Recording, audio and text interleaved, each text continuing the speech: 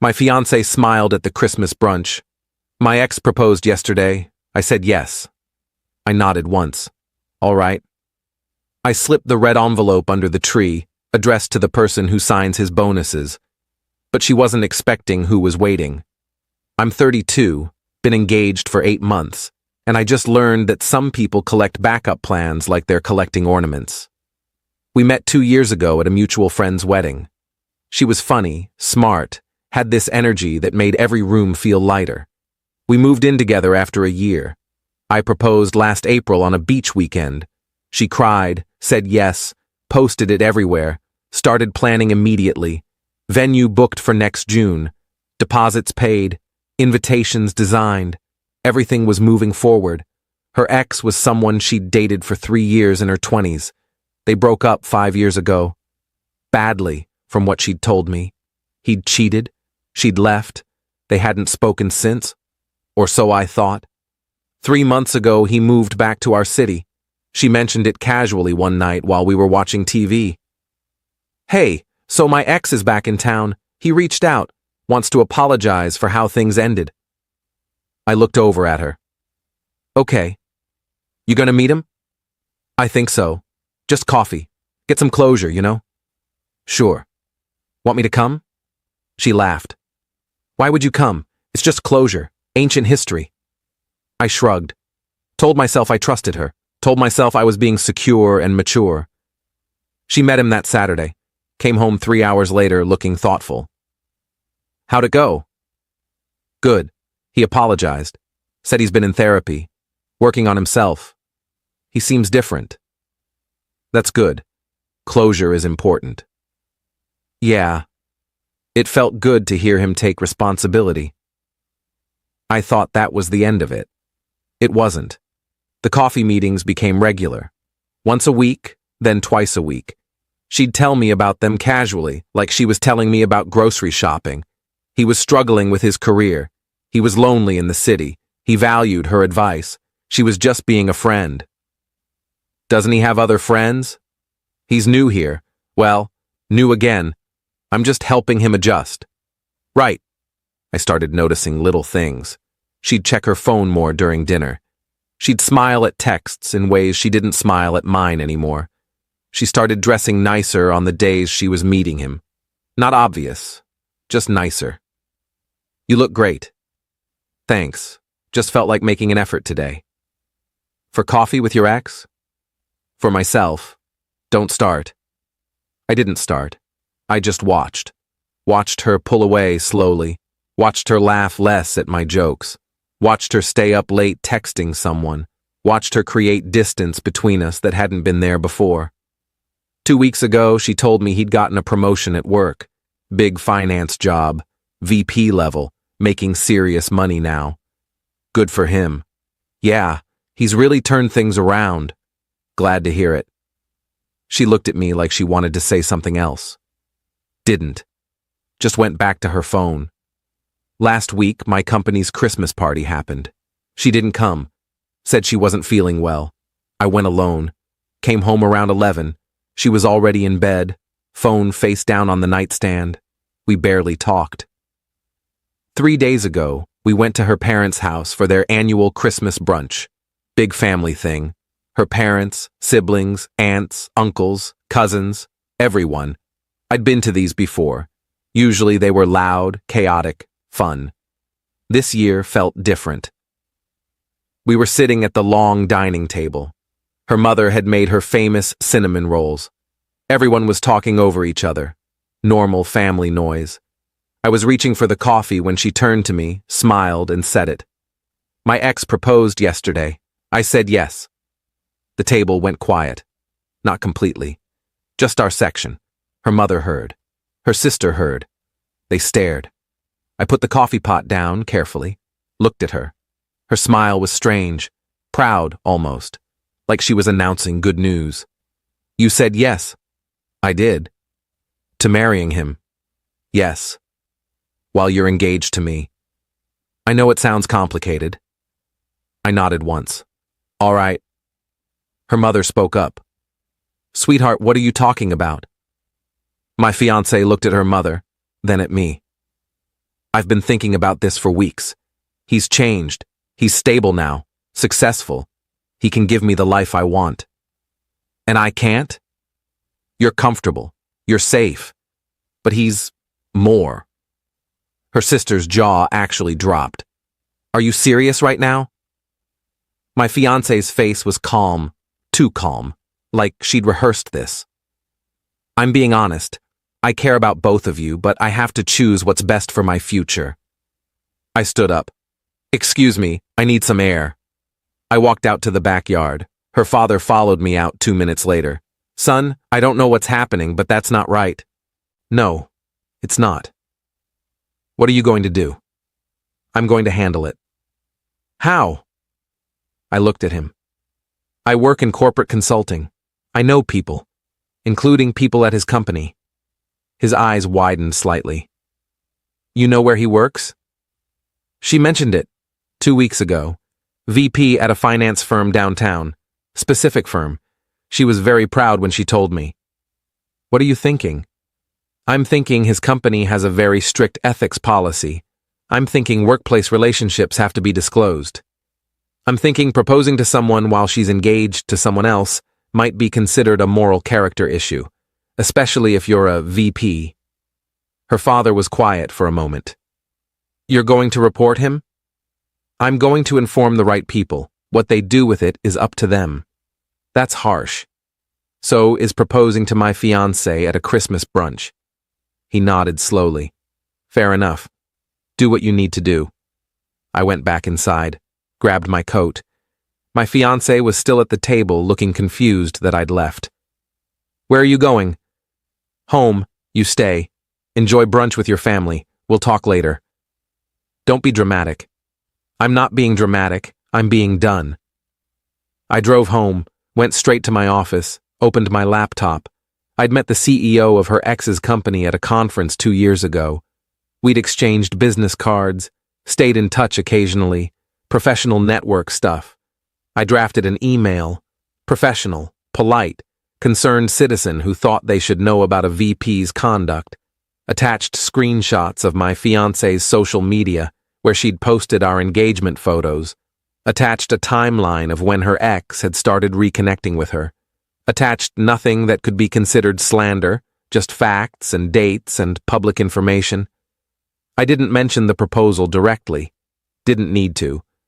Just raised questions about whether someone in a senior leadership position should be pursuing a committed relationship with an engaged woman. Framed it as a concern about judgment and ethics, printed the email, put it in a red envelope, didn't seal it. Wanted them to see what was inside before opening fully. My fiancé came home 4 hours later. I was sitting in the living room. Our Christmas tree was in the corner, lights blinking. Presents underneath that suddenly felt meaningless. We need to talk. I gestured to the couch. Go ahead. She sat down. I know that was a lot to process. It was. But I need you to understand. I still care about you. You've been wonderful. But he's offering me something different. What's he offering?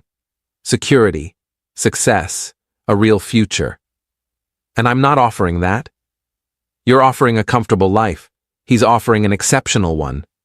Right. The VP money. It's not about money. It's exactly about money. It's about stability. About knowing I'll be taken care of. You're already taken care of. We have a good life. Good isn't great. I stood up. Here's what's going to happen. I'm keeping the apartment. Your name isn't on the lease. You have 2 weeks to move out. You can't kick me out. I can, and I am. Take your things. Go live your exceptional life. This is vindictive. This is self-respect. You're not going to have both of us on the line while you decide which option is better. You made your choice. Live with it. She stood up, angry now. You're being cruel. I'm being done. There's a difference. She grabbed her purse. Fine. I'll stay with my sister tonight. But we're not finished talking about this. Yeah, we are. She left. Slammed the door. I sat back down, looked at the Christmas tree, at the red envelope I'd placed under it earlier. addressed it in neat handwriting to the CEO, care of his office address. I'd mail it Monday morning. But first, I wanted it under that tree, a reminder to myself that sometimes the best revenge isn't dramatic, it's informative. Update 1. She came back Sunday morning, let herself in with her key. I was making coffee when she walked in. We need to talk about this like adults. I thought we did that yesterday. No, you made unilateral decisions yesterday. I need you to understand my perspective. Your perspective is, you want to marry your ex while still engaged to me. I understand perfectly. She sat at the kitchen table. I stayed standing. I'm not trying to hurt you. And yet, I'm trying to be honest, to not lead you on. You're engaged to me. You've been planning a wedding with me. You're already leading me on. I didn't mean for it to happen like this. How did you mean for it to happen? She hesitated. I thought I'd figure it out, before having to choose. You mean you thought you'd keep both options open until you decided which one benefited you more? That's not fair. It's accurate. She looked at the Christmas tree, saw the red envelope. What's that? Christmas card. To who? Someone who needs to know something. She squinted at the address. Her face changed. Is that his company? Might be. What did you do? Nothing yet. Just prepared some information for people who might find it relevant. You're going to tell his company about us? I'm going to inform them that their VP might have judgment issues. What they do with that information is up to them. She stood up fast. You can't do that. You'll ruin his career. He tried to ruin my engagement. Seems fair. This is insane. You're being vindictive and petty. I'm being informative. Big difference. If you send that, I'll never forgive you. I'm not asking for forgiveness. I'm asking you to leave. She stared at me. You've changed. No, I just stopped accepting disrespect quietly. She grabbed the red envelope. I didn't stop her. She opened it, read the first few lines. Her face went white. You can't send this. Already planning to. Tomorrow morning. Please. I'm asking you not to. I'm asking you to move out. Looks like we're both asking for things we won't get. She put the envelope back under the tree. Carefully. Like it might explode. If you do this, you'll regret it. I already regret the last 8 months. Can't get much worse. She left. This time she took her key off her keychain and left it on the counter. Progress. Update 2. Monday morning, I mailed the envelope. Certified mail. Signature required. The woman at the post office asked if it was important. Very. Someone's getting a serious Christmas card. Something like that. I went to work, tried to focus, couldn't really, kept checking my phone. No messages from my fiancé, ex-fiancé, I guess. That was going to take getting used to. Around 3 p.m. I got a call from her sister. We'd always gotten along well. Hey, can we talk? Sure. Not on the phone. Can you meet me for coffee after work? Yeah, the place on 5th? Perfect, 6, okay? I'll be there. I showed up at 5:50. She was already there, looking stressed. Thanks for coming. Of course, what's going on? My sister told me what happened. All of it. All of it? About her saying yes to both of you. About you mailing something to his work. She's freaking out. Good. I'm not here to defend her. What she did was wrong. But I need you to understand something. Okay. She took a breath. He's been manipulating her. I've watched it happen. He came back into her life and started selling her this fantasy, expensive dinners, talking about the life they could have had, making her doubt what she has with you. She's an adult. She made choices. I know. But he's been in her ear for months, telling her you're not ambitious enough, that she deserves more, that he can give her things you can't. And she believed him. She got confused, blinded by the idea of a different life. That doesn't change what she did. No, it doesn't. But I'm asking you to think about what you're doing. If you destroy his career, you might destroy her too. She destroyed our engagement at a Christmas brunch in front of her family. She nodded. Fair point. I'm not trying to hurt her. I'm trying to make sure he faces consequences for his actions. What actions? Besides being sleazy? He pursued a woman he knew was engaged.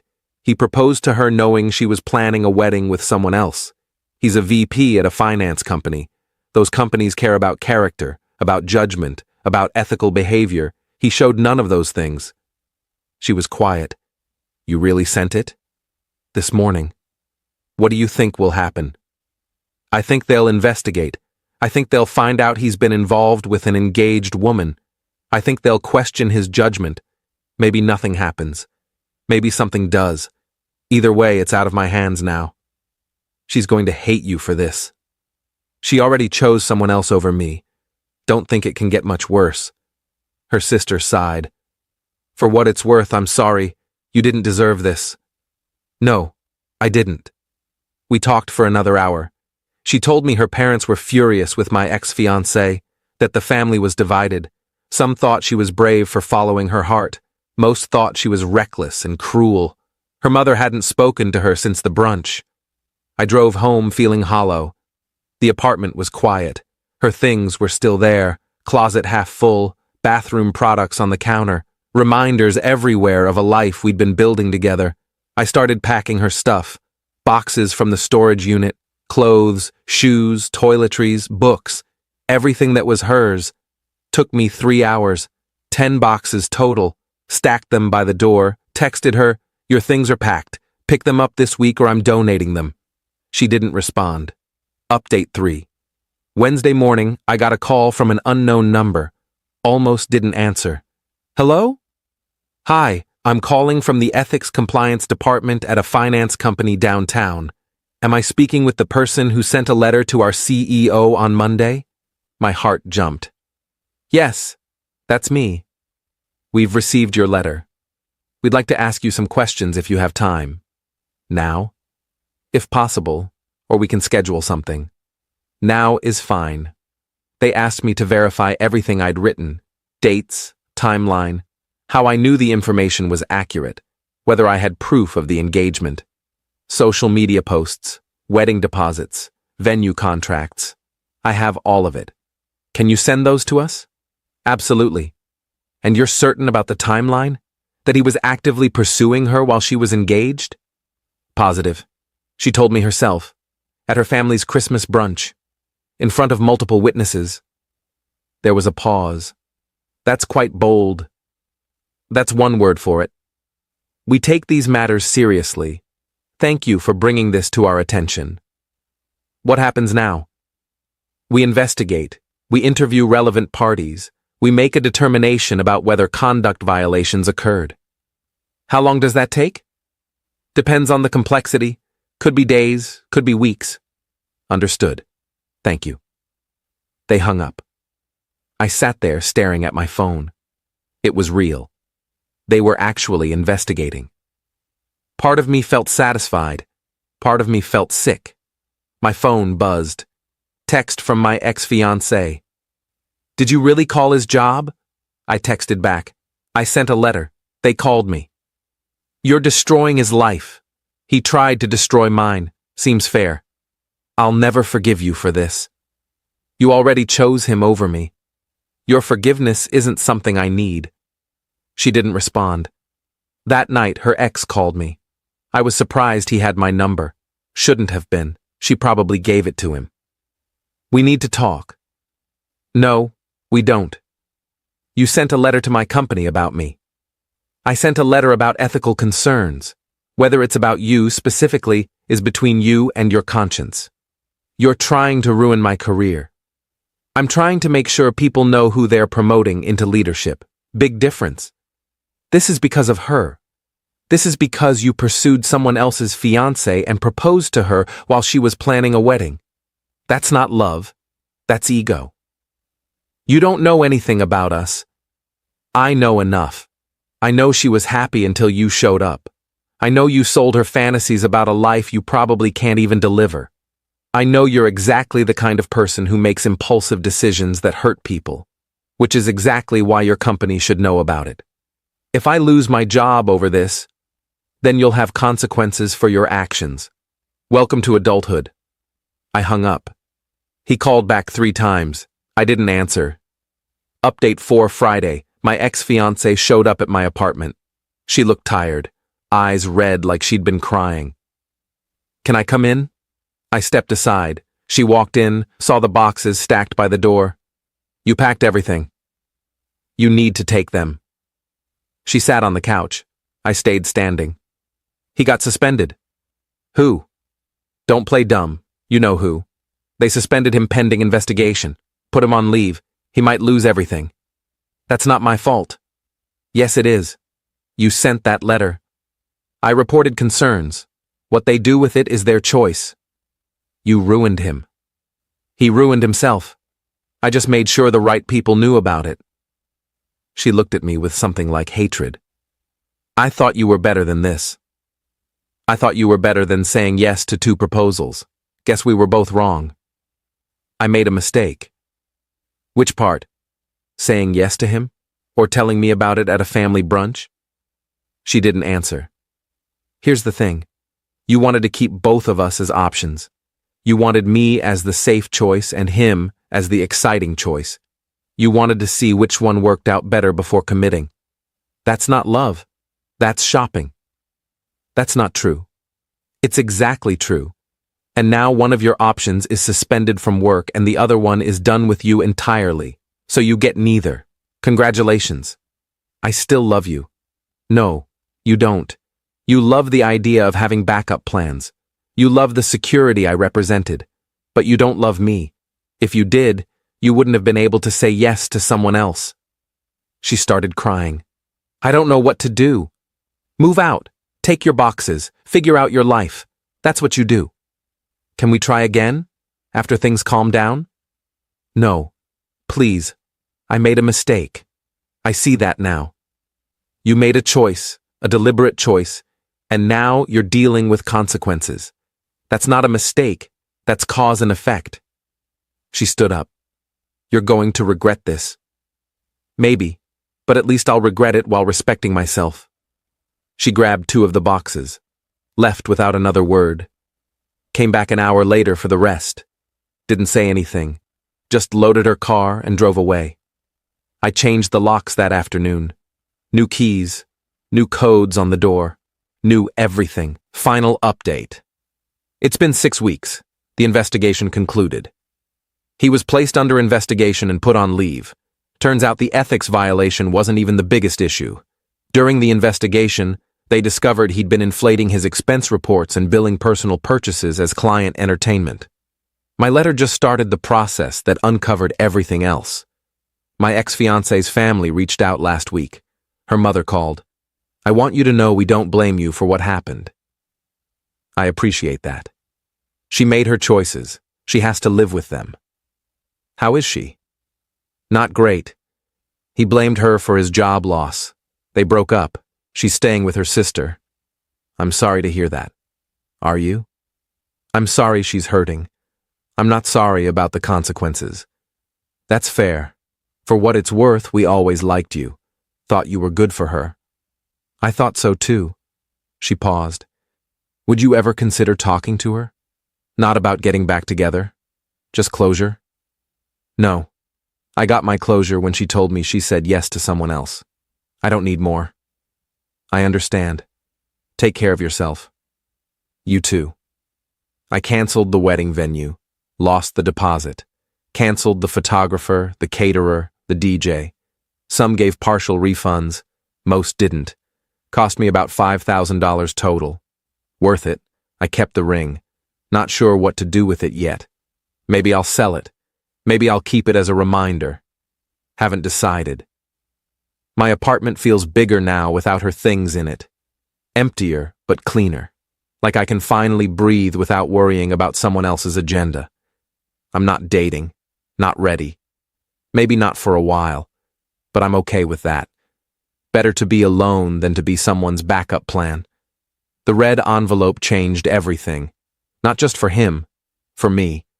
It was the moment I decided I was worth more than being someone's safe option while they explored better alternatives. She thought she could have it both ways. Thought I'd wait while she figured out which life she wanted more.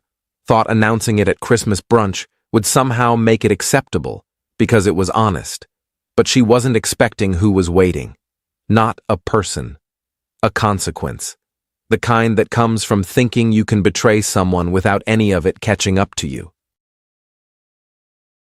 Old guys, you wonder how they have money. Right. Can that last? Like, how long does dynamite? You know what I worry about? Guys who were like middle acts, like Mhm. 20 years ago, and they Yes. just faded out. Like, what are you doing? I assume Uber or something. Leaderboard, John Kirikou. John Kirikou is #1? Yeah. That's started. crazy. So he does cameos? That's my Who's buddy Bob. that? I don't even know who that is. Who are all the... John Kirikou? Yeah. He, former CIA guy, went to jail. That's my buddy What? Bob. Yeah, He's they a golfer. put him in jail. A golfer? That's my buddy Bob. Oh, you know him? Yeah. And he's #2? Yeah. How much money is he making? I mean, he does a lot of these. He was always in a 149. fight like with Santa during Christmas time, and What? John Gruden's been up here for a while, but he's not currently on here. Oh, that dude, Soy Yep. Tiet, the That's guy the who purpose. sings? Oh yeah, he's fun. Yeah. And then, who's Red? Is that one of the Island Boys? Who's that guy in Yes. the lower left corner? Oh wow, that Those guy. guys are still at it. And then the rest of these, I don't know who they are. So John Kirikou costs $179 Bam. for one of those. Oh Dan bam. Margera's Good in for there. him.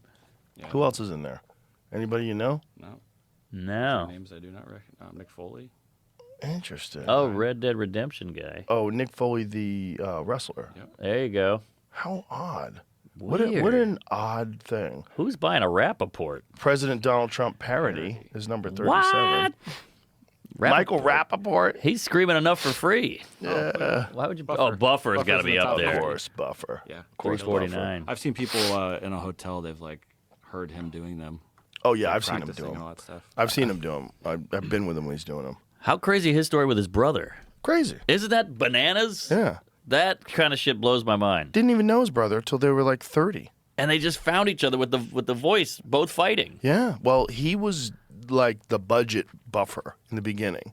Like he was like, if you couldn't afford Michael, you got Bruce. But now Bruce is way better than Michael. No disrespect to Michael. Oh, boy. But Michael gets, Michael's smooth. Yes. Let's get ready to rumble, which is perfect for boxing.